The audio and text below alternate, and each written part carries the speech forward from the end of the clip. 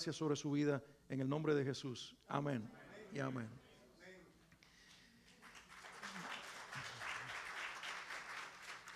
Bien, la primera semana hablamos acerca de Dios como el primero en nuestras vidas. Y si recuerdas, quiero rapidito hacer un recordatorio. Yo decía que podemos hacer a Dios prioridad en nuestras vidas de una forma muy práctica si practicamos estas 4 cosas. Si le damos importancia a la Biblia, a la oración, a la iglesia, al congregarnos y a ofrendar y diezmar. De esa forma, 4 cosas básicas y principales, nosotros podemos decirle a Dios: tú eres número 1 en mi vida. Biblia, palabra, la palabra de Dios hablando en nuestros corazones. Oración, nosotros hablando con Él y escuchándolo. Nosotros reuniéndonos en familia, la familia de Dios que Él ama. Y nosotros ofrendando para la obra de Dios y la extensión del reino de Dios. Que este año sea un año en el que Dios sea el número 1 sin competencia en nuestras vidas. ¿Alguien puede decir amén? Amén. La clave está en eso: más palabra, más oración, más congregarte y más dar de lo que tenemos materialmente para el reino de Dios. En segundo lugar, hablamos de, quiero escucharlo, hablamos de familia. Y hablamos de darle a la familia el lugar que tiene, de vivir congruentemente nuestra fe. ¿Lo recuerdas? De ser en casa lo que somos en público y principalmente ser en familia lo que somos en la iglesia. No dobleces, no máscaras, no hipocresía, para que nuestros hijos principalmente no se llenen de resentimiento y no sean movidos a ira. Como dice la Biblia en la carta de Pablo a los Efesios, no provoquen a ira a sus hijos. Y una de las claves puede ser la incongruencia de nuestra fe. Darle tiempo de calidad a nuestra familia. Recuerden que hablamos de eso, pero desafié un concepto y dije que cantidad tiene que venir acompañado, o calidad tiene que venir acompañado de cantidad. Porque no podemos ofrecer calidad si no ofrecemos tiempo, cantidad. Así que es necesario invertirse y estar presente, sobre todo en los momentos importantes de los que amamos. Di conmigo, familia. Que este sea un año de familia. Que este sea un año de perdonar más, de restaurar relaciones, de amar más a los que Dios nos llama a amar. No de pedir ser amado, no de pedir ser perdonado. Sí vale la pena hacerlo, claro que es necesario, pero ser sobre todo proactivo. Te perdono más, te amo más, me invierto más en ti, demando menos y lo hago sin esperar nada a cambio, porque uno lo hizo por mí y no me ha desechado jamás. ¿Alguien puede decir amén? Tenemos que aprender de Jesús y no de los modelos terrenales. El modelo de padre que nos da y nunca nos demanda. Él es bueno y nosotros tenemos que aprender a ser como Él. Y la semana pasada hablamos de trabajo. Hablamos de trabajo como una prioridad, porque dijimos que Dios es el mayor trabajador de la historia y el primero que está registrado que se encuentra trabajando. Su creación da testimonio de Él. Los cielos cuentan, termina la frase conmigo, la gloria de Dios. El firmamento anuncia la obra de sus manos. Un día, dice la Biblia, emite palabra a otro día declarando sabiduría. Está el Salmo 19 declarado ahí. Dios usando el trabajo para mostrarnos que Él es un Dios trabajador. Y nosotros fuimos hechos a su imagen, ¿verdad? Por lo tanto, tenemos que reflejar la imagen de Dios siendo trabajadores. 6 días trabajó Dios y 1 descansó. Así que trabaja para que puedas descansar y celebrar la obra de tus manos como Dios lo hizo cuando cerró la creación. Y hoy entramos a la última y cuarta prioridad que quiero enfatizar, y con ella vamos a poner el énfasis para el resto del año. Dios, familia, tiempo y en cuarto lugar, prioridades. No, prioridades no, propósito. Quería ver si estaban despiertos, pero me dormí yo. Digo conmigo, propósito. Digan todos, propósito. Y quiero empezar leyendo esta declaración de Pablo, Filipenses capítulo 1, versículos 20 al 21. Mira lo que dice la Biblia. Mi ardiente anhelo y esperanza es que en nada seré avergonzado, sino que con toda libertad, ya sea que yo viva o muera, ahora como siempre, Cristo será exaltado en mi cuerpo.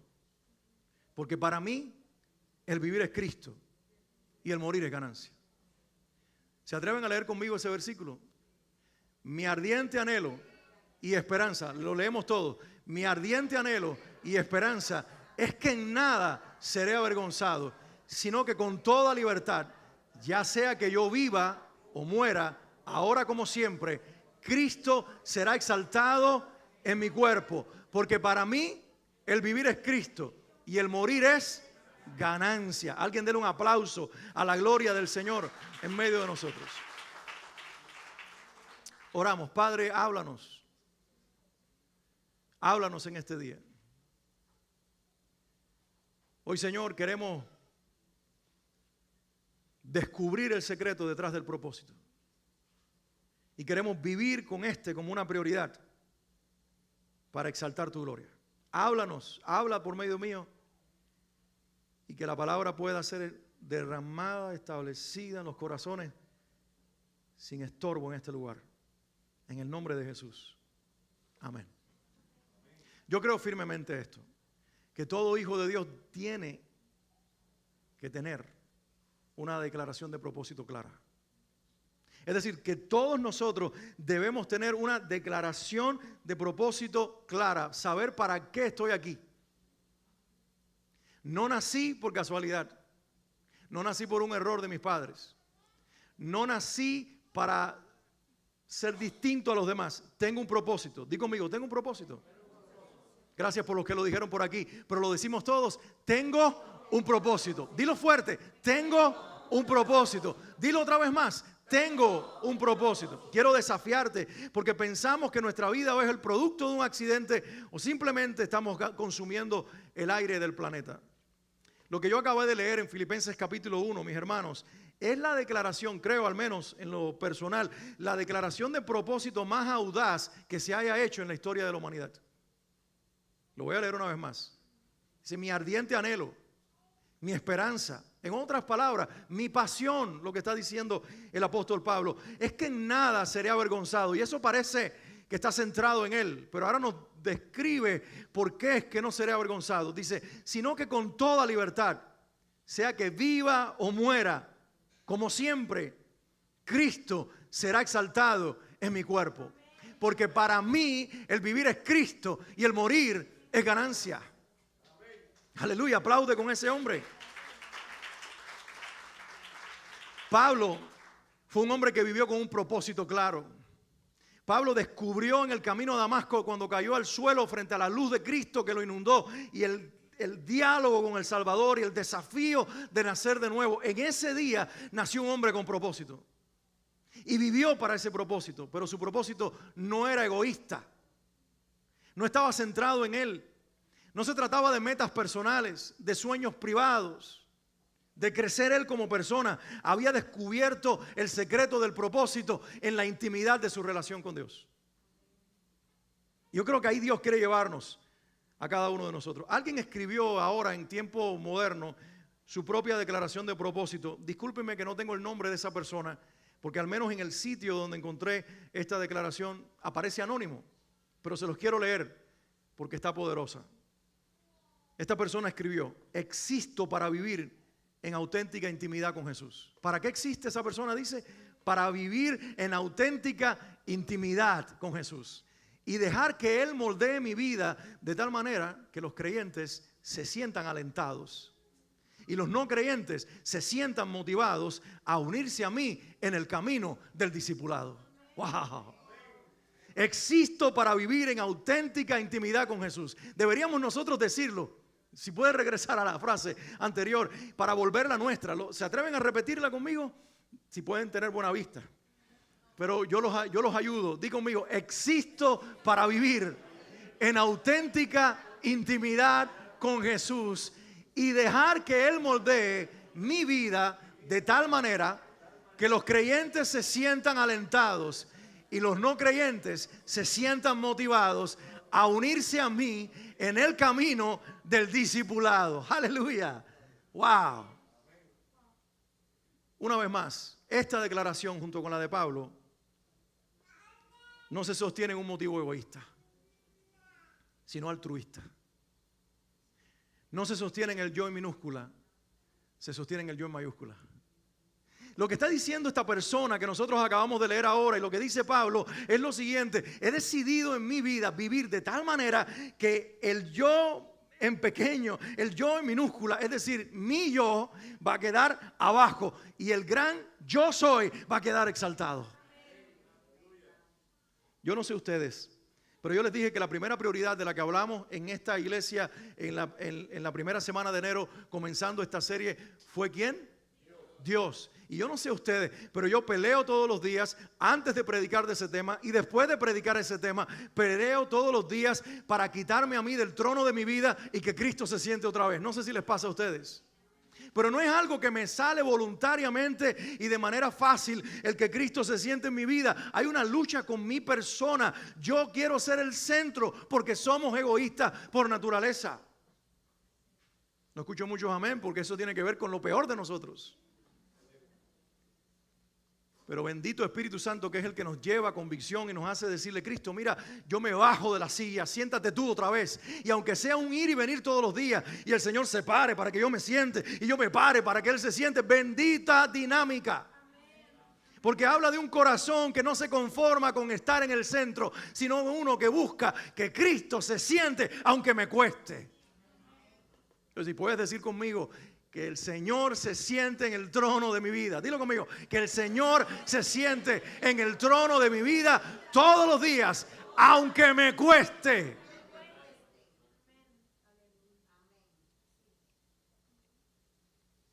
Mi pregunta para ti hoy es: ¿cuál es tu declaración de propósito?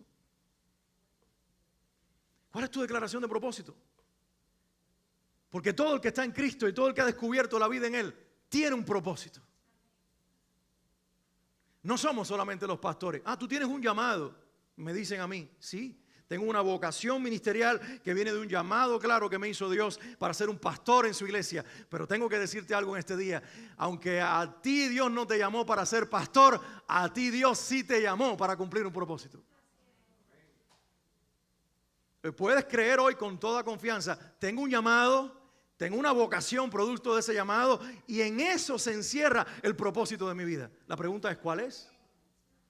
¿Cuál es el tuyo? ¿Cuál es tu declaración de propósito por haber encontrado para qué naciste al conocer a Jesús? Me encanta cuando tiene un diálogo el Señor con Pedro. Lo viene a restaurar a la playa.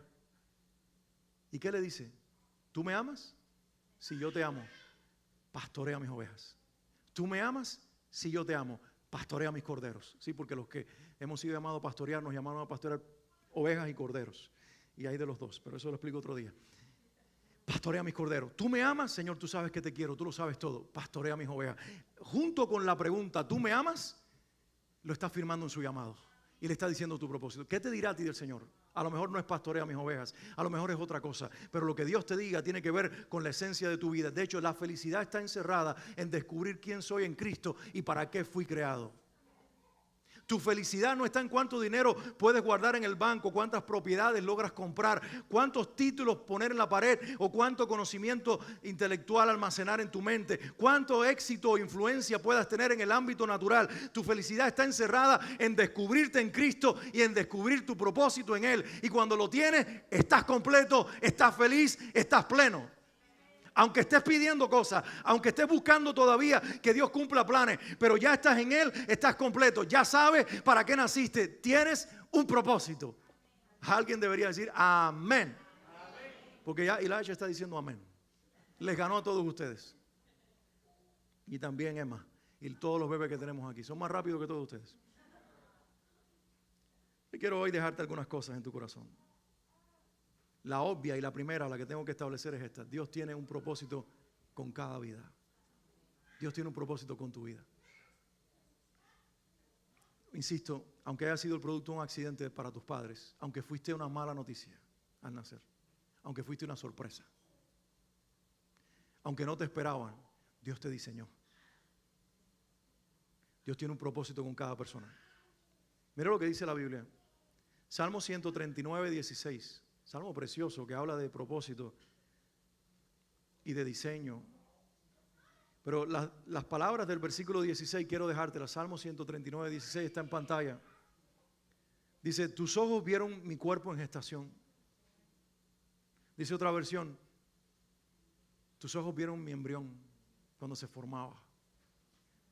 Para aquellos que están a favor del aborto, ya Dios veía vida en un embrión. Tus ojos vieron mi cuerpo en gestación. Todo ya estaba escrito en tu libro. Todos mis días se estaban diseñando, aunque no existía uno solo de ellos.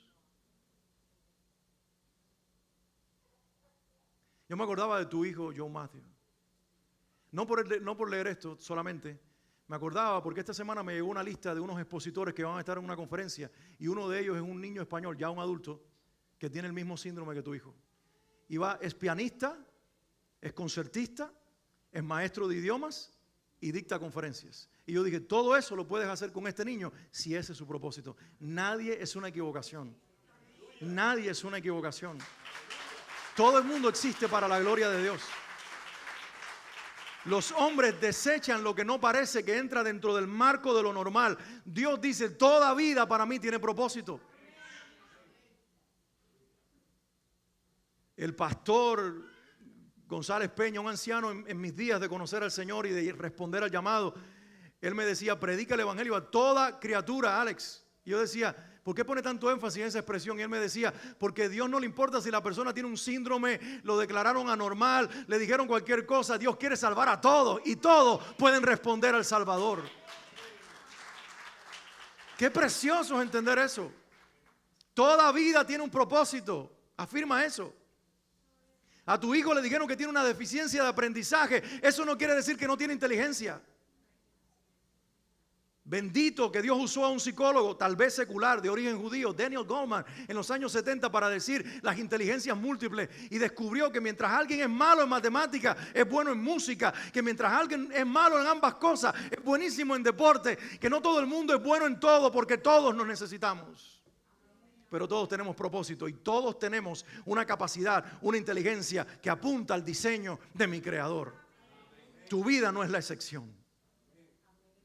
Todo ya estaba escrito en tu libro. Todos mis días se estaban diseñando para los que dicen, ay Señor, no me quiero morir. Tranquilo, la fecha la puso Dios. La fecha la puso Dios. Ay Señor, ¿qué puedo hacer con mi vida? Más bien dile, Señor, ¿qué escribiste en tu libro de registros acerca de mí? Descúbremelo. Esa es mi oración todos los días. Descúbreme qué plan tienes para mí en esta temporada. Tú lo escribiste antes de que yo naciera. Tú pusiste ahí tu escritura y dijiste año 2023 o la década que va del 20 al 30. Alex, este es mi diseño para tu vida. Más que pedirle que él haga lo que yo quiero, Señor, ¿qué quieres tú que yo haga para ti? Y eso aplica a tu vida también. Todos mis días estaban siendo diseñados, aunque no existía uno solo de ellos. Wow. Éxodo 9:16. Dios habla a través de Moisés y estas palabras van dirigidas nada más y nada menos que al faraón de Egipto. Y mira lo que Dios le dice al faraón de Egipto a través de Moisés. Sin embargo, te perdoné la vida con un propósito: mostrarte mi poder y dar a conocer mi fama por toda la tierra. El hombre está duro. Y Dios trae señal tras señal y está confrontando a la nación con los juicios de Dios. Y Moisés viene y le dice, esto te dice el Señor. Te perdoné la vida con un propósito, faraón, para mostrarte mi poder y para por medio de ti darle a conocer mi fama a todas las naciones de la tierra en todas las épocas de la humanidad. Toda vida tiene propósito. Hasta faraón tenía propósito. Hasta la dureza del corazón de faraón tenía propósito. Hasta la dureza y la rebeldía de este hombre estaba cumpliendo propósito. Dios estaba mostrando su poder, su fama, su gloria por medio de un hombre de terco corazón y un hombre que le daba la espalda a Dios. Todo el mundo cumple el propósito de Dios. Los tiranos están cumpliendo el propósito de Dios. Los perseguidores de la iglesia han cumplido el propósito de Dios. Hitler cumplió el propósito de Dios. ¿Qué? Sí, mató 6 millones de judíos para que Israel volviera a la tierra y le entregaran su nación de vuelta y se convirtiera la profecía en una realidad. Todo el mundo cumple el propósito de Dios. Si los malos lo cumplen, ¿cuánto más su iglesia? Lo único que el propósito que Él tiene con tu vida es exaltar su gloria y hacer avanzar su reino y mostrar a Cristo entre las naciones. ¿Alguien puede decir amén? Romanos 8:28. ¿Quién no sabe esta cita? ¿Quién no conoce Romanos 8:28? ¿Alguien puede decirme de memoria lo que dice Romanos 8:28? A ver, díganlo conmigo. Y. ¿Alguien se acuerda nada más de y? Hasta ahí llegó. No, dije, y sabemos. Mira cómo dice esta versión, que Dios hace que todas las cosas cooperen para el bien de quienes lo aman. ¿Cuántos dicen amén? Pero se nos olvida la parte final, según el propósito que Él tiene para ellos. Oh, tú peleando por ese ticket que te puso el policía, pero eso tenía que ver con el propósito de tu vida, porque la velocidad extrema a lo mejor nos está queriendo abortar el propósito. No sé a quién le pusieron un ticket por ahí o por allá. Tú peleando con esa enfermedad y Dios está usando esa enfermedad para mostrarte lo pequeño que tú eres para que dependas de lo grande que es Él. Tú resentida por un divorcio por décadas y Dios diciéndote, es que eso fue un propósito que yo tuve para que tu vida brillara para mí y mostrara la gloria. Aún lo malo en tu vida, lo que nosotros llamamos malo, apunta al propósito de Cristo en nuestras vidas. Digo conmigo, Dios tiene un propósito con mi vida. Y todo está cooperando para el bien de ese propósito. Por eso, mis queridos hermanos, nosotros debemos vivir para cumplir el propósito de Dios. Nosotros debemos vivir para cumplir ese propósito. La tarea principal de todo cristiano debe ser descubrir el propósito y luego vivir para el propósito. Tal vez tú digas, ya estoy retirado, ya tengo más de 60 años. Ya soy abuelo o abuela. Para los abuelos retirados, jubilados y mayores de 60 años que están aquí, Dios no perdió contigo su sentido de propósito. Tu vida tiene propósito. Mira la historia. Los más grandes descubrimientos de los más grandes científicos los descubrieron justo cuando eran ancianos. Porque pagaron el precio toda una vida. Pagaron el precio para llegar a esos años y darle a la humanidad lo que ellos sabían que habían sido llamados a dar. Nosotros le ponemos fecha al éxito, a los planes y al propósito. Pero para Dios toda tu vida y todos tus años tienen propósito. Por eso te exhorto a que tomes riesgos. Vive una vida arriesgada.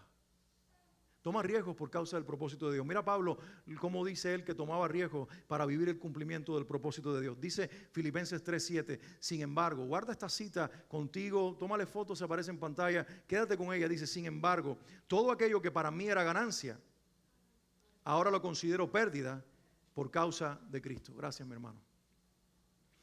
Di conmigo, todo aquello que para mí era ganancia, ahora lo considero pérdida por causa de Cristo. Eso es tomar riesgos. Porque nadie entrega lo que tiene esperando ganar. Nosotros pensamos que la ganancia es acumular más bienes, acumular más éxito, acumular más oportunidades, acumular. Pablo dice, yo estoy tomando el riesgo de deshacerme de todo, del pedigrí de mi nombre, de mi tradición familiar, de las puertas abiertas, de las conexiones humanas, del renombre religioso, de todo, absolutamente todo lo que me producía ganancia. Lo considero perdido o una pérdida por causa de Cristo. El hombre se está arriesgando para que su meta sea que su Señor sea exaltado a través de su vida. Toma riesgos. ¿A qué tienes que renunciar por amor a Cristo? ¿A qué tienes que renunciar? Fíjense que no digo a quiénes, sino a qué. Porque hay gente que es rápido para renunciar a la familia, para renunciar a los que ama. No es renunciar a los que amas, no es renunciar a los que Dios ama, es renunciar a cosas, es renunciar a oportunidades, es renunciar a nombres, a títulos, a éxitos, a cosas que tienen que ver con tu vida personal, que construiste con tus propios sueños, pero que ahora están siendo confrontados con el sueño de Dios. Y le vas a decir a tus sueños personales, ustedes se van a quedar colgados aquí en este momento de mi vida, porque de aquí en adelante no viviré para construir mi sueño, viviré para construir su sueño. Ese es el riesgo que todos debemos tomar. Que no va a ser fácil, yo lo sé, pero necesario sí. No solamente toma riesgos, haz sacrificios. Pablo ahí mismo en Filipenses 3, versículo 10 dice, lo he perdido todo. ¿Cuánto había perdido? Todo, familia, todo lo había perdido. Lo dejaron porque abandonó el judaísmo, la influencia, todo. Piensa en algo, todo lo había perdido a fin de conocer a Cristo y experimentar el poder que se manifestó en su resurrección. Participar en sus sufrimientos y llegar a ser semejante a Él en su muerte. Este hombre tenía una pasión tan grande por su propósito, que era Cristo, que era capaz de perderlo todo. Mi pastor en Cuba contaba la historia de que cuando él, un joven, 18, 19, 20 años tendría en ese momento, se convierte a Cristo dentro de una familia atea.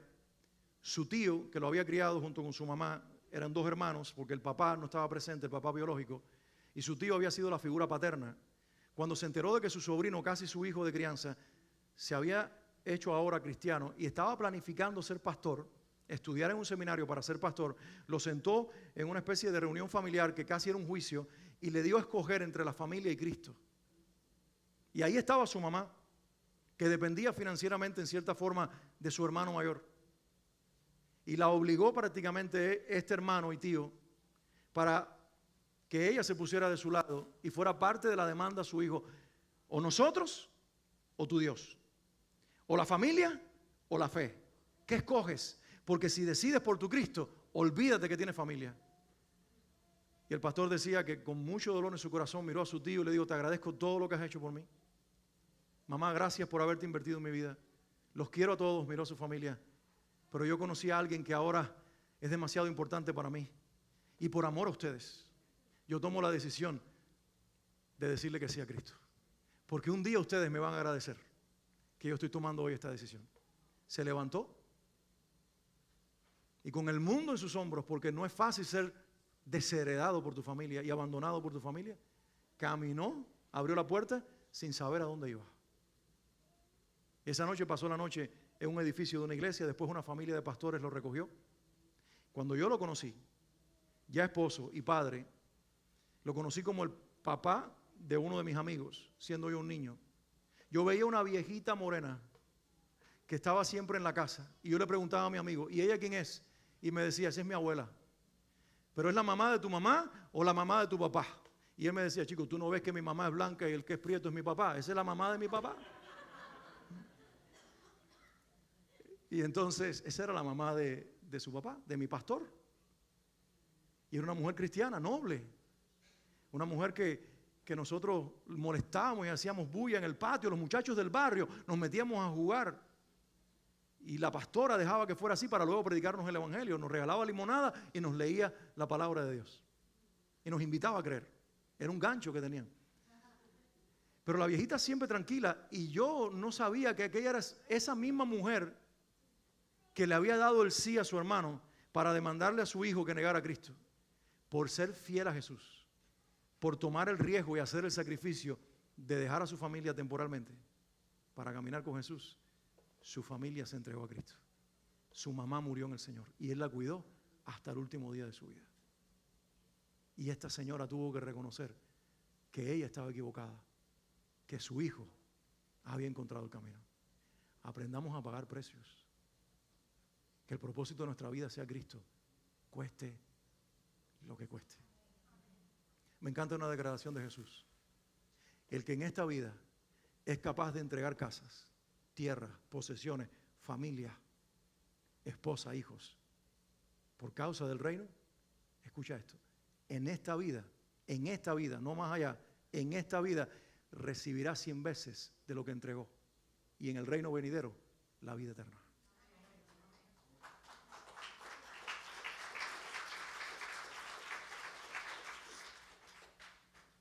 Hay que perseverar, mis hermanos, para vivir en el propósito de Dios. Hay que pagar un precio. Hay que perseverar. Hay que ser constantes. Filipenses 3:12 dice Pablo: no es que yo lo haya conseguido todo. No es que sea perfecto. ¿Alguien se identifica con Pablo? ¿Quién todavía está tratando de alcanzar algo que tiene que ver con el sueño de Dios? Todos. Todos vamos de camino a algo más que Dios está por revelarnos. No es que sea perfecto. ¿Quién se identifica más? ¿Quién dice: yo tampoco? Yo no soy para nada perfecto. Sin embargo, sigo adelante. Qué bueno que mi imperfección y lo incompleto de mi vida no me pone un estorbo, no me paraliza, sino que por el contrario, me energiza más y me provoca más para seguir adelante, esperando alcanzar aquello para lo cual Cristo Jesús primero me alcanzó a mí. Oh, alguien debería entenderlo y darle un aplauso al Señor. Yo voy camino a alcanzar y a aferrarme de aquel que ya vino y se aferró de mí. Digo, un predicador del siglo XIX, tu perseverancia en Cristo no es lo fuerte, no depende de lo fuerte que tú estás agarrado de Él, sino de lo fuerte que Él está agarrado de ti. Y quien entiende eso, persevera. Señor, me va a costar, va a ser difícil para cumplir tu propósito, pero lo voy a hacer realidad, porque tú me aguantaste con tus brazos fuertes. Por lo tanto, como dice la promesa, no caeré jamás. ¿Alguien puede decir amén? Se quedaron medio como, está en la Biblia. Porque está a tu diestra, no serás conmovido. Pero pastor, la gente cae. Sí, en el pueblo de Dios la gente cae, pero se levanta. Se levanta, porque si 7 veces cae el justo, 8 lo levanta Dios. Caído jamás, permanentemente caído jamás, porque tú tienes un propósito, tienes un llamado y tienes un Dios que te está levantando todos los días y te está posicionando en el llamado que tienes para que sigas adelante cumpliendo tu propósito para la gloria de su nombre. La pregunta está en pie todavía y cada uno tiene que responderla. Yo no le voy a dar respuesta. Yo estoy hablando a través de la palabra de cómo debemos vivir el propósito, pero la pregunta está en pie. ¿Cuál es tu propósito? ¿Cuál es tu declaración de propósito? ¿Para qué existes? Yo recuerdo en mi cama, cuando tuve un encuentro con el llamado de Dios, las palabras del Señor a Jeremías se volvieron mis palabras. Porque la experiencia era muy similar. Y en ese momento Dios no estaba hablando a Jeremías en el capítulo 1, versículo 5. Estaba hablando a Alex. Antes de que nacieras te conocí. Antes de que estuvieras en el vientre de tu madre, yo te formé. Yo te di por profeta a las naciones. Y ahí yo entendí mi propósito. Y ahí yo entendí la mano resplandeciente que le mostró a mi madre el niño en su vientre. No era solo una revelación. Era Dios diciéndole, tu hijo tiene un propósito para mí. Él va a querer cumplir sus sueños. Él va a querer estudiar su propia carrera. Él va a querer tomar su propio camino. Pero no te preocupes, yo me le voy a aparecer en el camino de la vida. Lo voy a detener como sea. Con una bala en el ojo, con un pie que casi va a perder, con un hígado enfermo. No importa, todo eso va a trabajar para mi propósito. Y al final, con toda su terquedad, se va a tener que rendir y decir, ok, Cristo, viviré para ti y para predicar tu palabra. Ese es mi propósito. No puedo vivir para nada más. Puedo hacer muchas cosas, pero lo que me quema, lo que arde en mi corazón es depositar la palabra en la vida de cada uno de ustedes. ¿Cuál es tu propósito? Puedes convertir tu profesión en un propósito. Puedes convertir lo que haces en algo que sea mucho más alto, que sea la gloria de Dios. Me encanta esta mujer, quiero usarla como un ejemplo de una vida de propósito. Su nombre es Lidia. Descubrimos su historia cortita en las páginas del libro de los Hechos. Es la primera mujer en toda Europa y el primer ser humano en toda Europa que le dice sí a Cristo. Es una mujer comerciante, empresaria, posiblemente próspera. Lo inferimos de lo que vamos a leer a continuación. Y la Biblia en Hechos 16, 2 versículos ocupa para hablarnos de ella y describirnos lo que pasó con su vida. Una vida de propósito. Te leo el texto, Hechos 16, 14 al 15. Dice, una de ellas, había un grupo de mujeres orando junto a un río, judías. Pablo llega allí con sus acompañantes para compartirles el evangelio. Y la Biblia dice, una de ellas, que se llamaba Lidia, adoraba a Dios, al Dios de Israel. Su religión era judía, su Dios era el Dios de los judíos. Ella era de la ciudad de Tiatira, una ciudad europea. Vendía telas de color púrpura. Aquí nos está describiendo cómo se llamaba, qué hacía, a qué se dedicaba y dónde vivía. Y dice que mientras escuchaba, el Señor le abrió el corazón. ¿Quién le abrió el corazón? ¿O quién da gloria al Señor? Porque un día nos abrió el corazón. Porque no entendimos porque somos más inteligentes que el resto. Al contrario, aquí está lo necio del mundo. Aquí están los más brutitos. Según el mundo, qué loco, es un Dios que no se ve, un Dios. Y ellos tienen su fe en Él. Sí, llámame bruto, que por mi brutalidad es que estoy aquí. Porque Dios me abrió la mente, Dios me abrió el corazón. Mientras ella escuchaba, el Señor le abrió el corazón para que respondiera al mensaje de Pablo. Y cuando fue bautizada con su familia, nos hizo la siguiente invitación. Si ustedes me consideran creyente en el Señor, vengan a hospedarse en mi casa. Y nos persuadió. Otra versión dice, nos obligó. Sí, porque nadie puede obligar mejor a un hombre que a una mujer. Y mira esto, mis hermanos. Esta mujer es posiblemente una mujer empresaria, vendedora de púrpuras y que tiene posiblemente una buena vida materialmente hablando. Nadie se atreve a ofrecerle a alguien, ven con todo tu equipo de 5, 6, 7 personas y quédate en mi casa, si no tiene en su casa que ofrecerle a esa gente. Hay gente que lo hace, pero nosotros inferimos por la historia de los que ofrecían sus casas en aquellos días, que eran casas grandes. Se han descubierto terrazas que albergaban 500 personas donde la iglesia se reunía. Y a lo mejor no era el caso, pero a lo mejor su casa era lo suficientemente grande como para que ahí luego se estableciera la iglesia en esa ciudad. Pero además, para albergar y alimentar y sostener a estos predicadores que andaban así por fe, con muy poca economía, y esta mujer viene a hospedarlos en su casa. ¿Qué quiero decir con esto en relación con el propósito?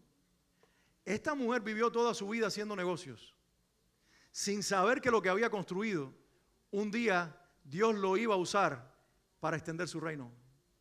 Esta mujer vivió levantando una empresa para construir una casa, sin saber que esa casa iba a ser el edificio de una iglesia. Esta mujer a lo mejor construyó una linda casa con varias habitaciones sin saber que la cama que estaba poniendo en el cuarto vacío iba a ser la que le iba a dar el sueño al apóstol de los gentiles, el apóstol Pablo.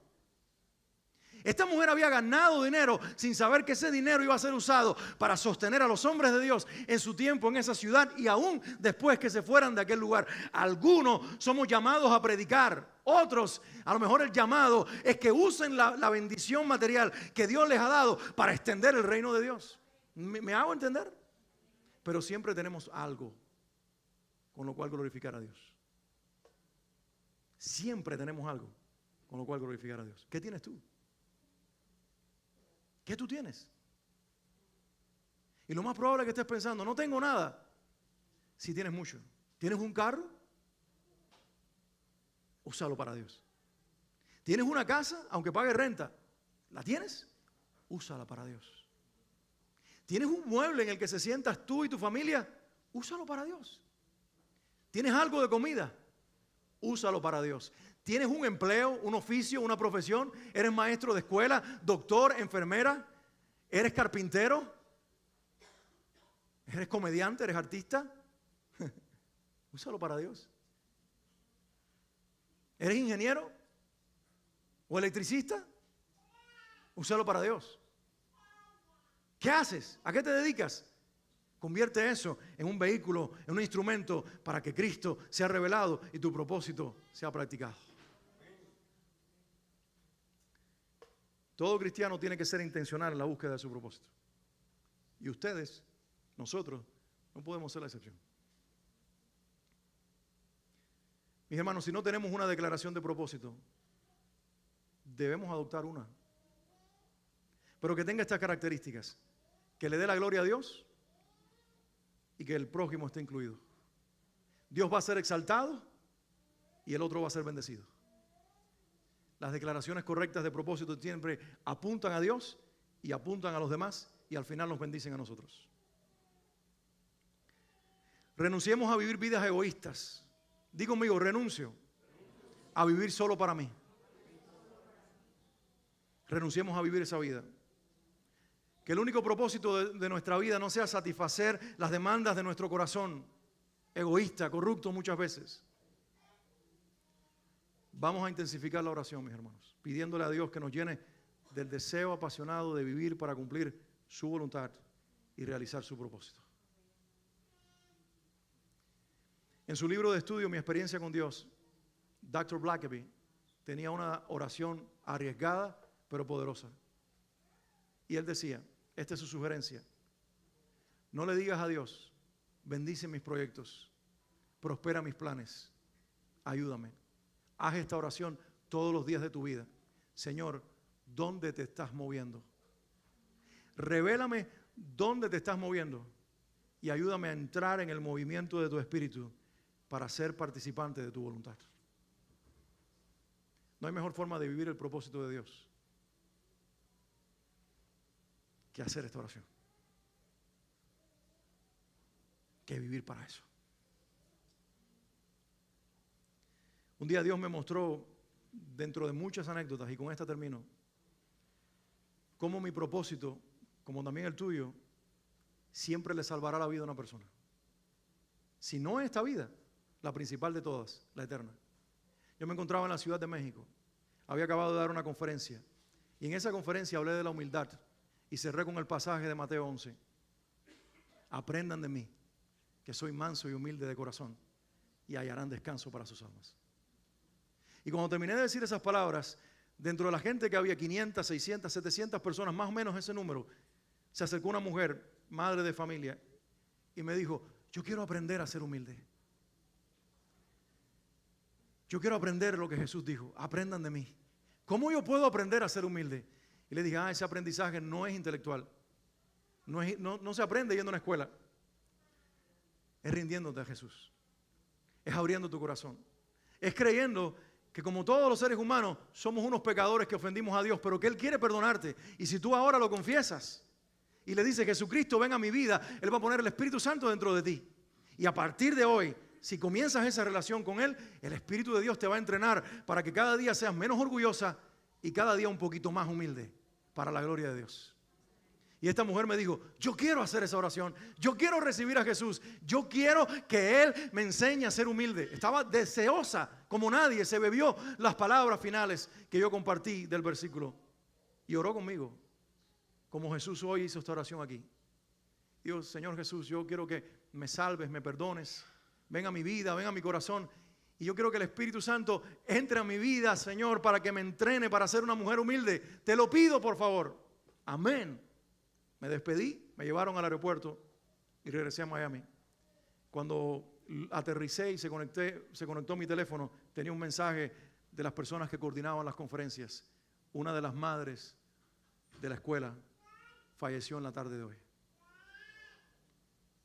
Y cuando vi el nombre me quedé consternado. Era el nombre de aquella mujer. Se fue a un restaurante a comer con unos amigos y con una carne se asfixió delante de los que la amaban y no pudieron hacer nada por ella. Y tú dirás, qué tragedia. Pero ¿sabes qué me ministró el Señor en ese momento? Qué diferente es esta historia ahora. Porque en el momento que ella moría en lo natural, estaba entrando a la presencia de su Padre, al que acababa de conocer hacía tan solo unas horas. Y ahí yo entendí el propósito que nosotros tenemos con la eternidad de las personas. Vive de tal manera que todo lo que hagas le dé oportunidad al Espíritu Santo de usarte para que alguien pueda conocer a Jesús. Y para que alguien se libre de un destino eterno. Sí, esa mujer murió trágicamente. Dejó una familia tal vez que todavía la necesita. Las tragedias de esta vida que no podemos cambiar. Pero un día cuando yo entre por la misma calle que ella entró, ahí estará celebrando una salvación que no conocía hasta unas horas antes de morir. Y todo fue gracias a que alguien la ayudó a encontrarse con Jesús. Me pregunto si tú serás esa persona que conectará a la eternidad a cientos y miles de personas que hoy no gozan de una relación de paternidad con Dios. Pero sin embargo Dios usará tu trabajo y tu vida sobre todas las cosas para cambiarle el destino eterno a un ser humano a la vez. Queremos tocar multitudes y se nos olvida que Dios está salvando una vida a la vez. Y con solo una vida que entre a la eternidad, cambiaremos el destino de esa persona. Para mí eso es suficiente. Valió la pena vivir, valió la pena nacer y valió la pena que a mis 17 años, 18 años le haya dicho a Jesús, renuncio a mis sueños personales y a mis metas para dedicarme a hablar de ti y reconciliar a las personas contigo. Valió la pena porque la eternidad dará fruto y dirá cuántas personas hoy están allí gracias a que tuve que arriesgar, renunciar, sacrificar y perseverar. Y también la eternidad mostrará cuánto valor ha tenido tu sacrificio, tu entrega y tu perseverancia para vivir para el propósito del único que lo merece, Jesucristo. Quiero que te pongas de pie un momentito.